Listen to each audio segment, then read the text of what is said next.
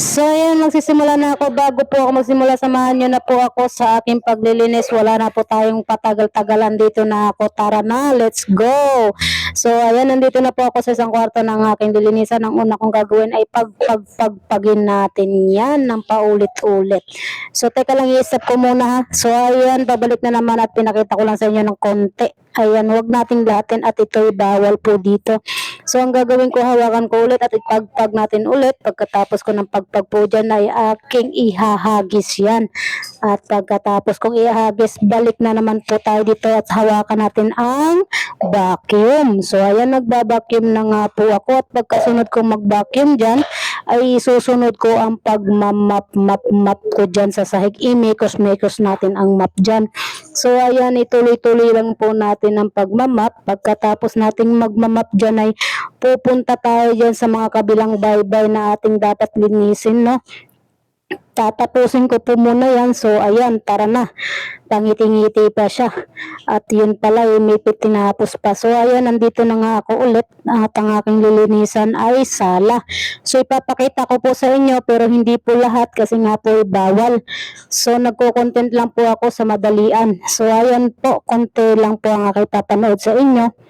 Dahil alam nyo naman po tayong mga OFW ay bawal po yun. So ayan, imemekos ko po ulit ang vacuum at gagamitan natin ang vacuum ng sahig bago natin yan i-map ulit para maging malinis. Dahil nga nakalugar ako sa paglilinis, yan ang ating gagawin. Dahil napakasayang paglilinis pag walang mga nakabantay dahil tuloy-tuloy yan.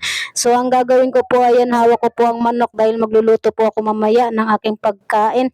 So ang unahin ko po muna ngayon, magsasaing po muna ako ng bigas ko, sarili kong bigas po yan. So ang susunod ko po dyan ay magkakape tayo gamit ang Nescafe, paborito nating mga Pinoy. So ayan po, mekos-mekos natin yung kape, sabay kakain po tayo dyan sa ating pagkain na kagabi pa. So hindi pa naman po siya panis, kaya makakain pa po natin yan. So ayan po mga ka-lesbian ko, kakain na po ako dyan. Tara, samahan nyo po ako sa susunod kong gagawin. So magsasayaw-sayaw muna ako sa sobrang saya ko dahil hindi ko alam at bakit ako masaya dyan. Kimbot-kimbot ng konti, pasayaw-sayaw ng konti. Samahan nyo ako dyan kahit walang sounds, parang sayaw buang yan. So ayan na po mga ka-lesbian ko, dyan lang ako na sobrang natuwa. Hindi ko alam kung bakit ako natutuwa dyan at tuwang-tuwa talaga ako, lalo pa'y nanalo ng loto. So ayan po mga ka-lesbian ko, hanggang dito na lang ako. Follow my page. Thank you so much sa panonood.